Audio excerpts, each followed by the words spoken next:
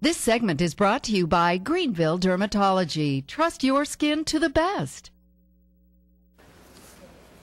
Okay, heads up. Got some important information for you. Dr. Matthew Miller is with us well, we've had him last week, but he came back because we've got pictures. It's called TV. Board-certified dermatologist Dr. Matthew Miller. Welcome, Doc. Glad to be here. You brought pictures because a lot of us don't know when a mole becomes a skin cancer. Tell me this, what are the different types of skin cancers? Well, there's two major types of skin cancer. There's melanoma, which is the skin cancer that can kill you, and then there's non-melanoma skin cancer. Luckily, the non-melanoma skin cancer is 10 times more common than melanoma, so it's not as severe. But we have pictures of both types of skin cancer. All right, we're going to show those. And so this will kind of help us determine what we should be looking out for. What's the first one you have here? The first one is a normal mole, I believe. Okay, all right. And if people are wondering the difference between a normal mole and skin cancer, can you tell us the difference? Well, a normal mole is perfectly round and symmetric, and it has a well-defined border. It's usually all one color. But skin cancer is different than that. It can be an open sore that appears on your body. It can be a little reddish patch that doesn't want to heal. Sometimes it can be a little bump. It's on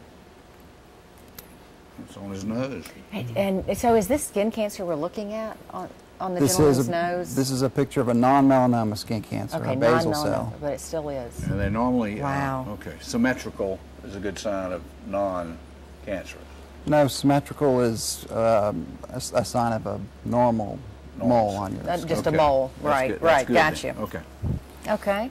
And as we thumb on through the pictures, I know, well, first of all, tell me, there's some big words in this. Basal cell carcinoma, and then there's a different one. Squamous cell carcinoma. Squamous cell. What's what is the the difference difference between those? The difference between squamous cell and basal cell skin cancer has to do with the cell it comes from. Okay. Squamous cell carcinomas are usually a little bit more aggressive, but not as common as a basal cell. So let's run through. We had open sore. Right. An open sore that doesn't want to heal. It's just constantly there. A reddish patch, again on the skin, which we saw a photo of that. A shiny bump or a growth that's changing. Okay. Wow. What about pink growth, scar-like area, or any of those? Those are also could be signs of skin cancer. So what I tell my patients is anything that's changing, that's wasn't there before on your skin. So these are carcinomas. I mean, these are cancers, right? What we're seeing yes, now, sir. the pink splotch. This is a picture of a basal cell. Okay. And then the previous one.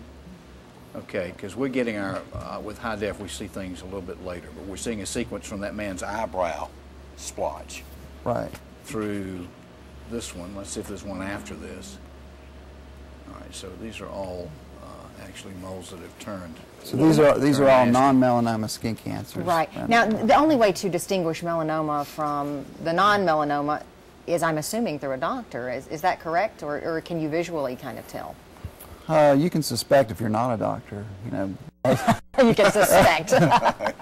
It's okay to do that. Right. But melanomas are usually darker in color. Okay. They have pigment associated with them, whereas a basal cell or squamous cell may not have that pigment. You know what I want to know? For those who have not had just a complete exam, and how often do we need to get checked by a dermatologist? And then what is that process like if people are intimidated at home? If you haven't had a skin cancer, I think everybody should be seen at least once a year for a full skin exam. Once you've had a skin cancer, you're more at risk for getting new skin cancer, so you should be seen more frequently, maybe every 3 months to 6 months. But before that, what is the frequency? Once a year. Once a year, okay. At a certain age? Probably from age 20, 25 and above. Okay. See, I think some folks in their 20s don't ever think about that. Right.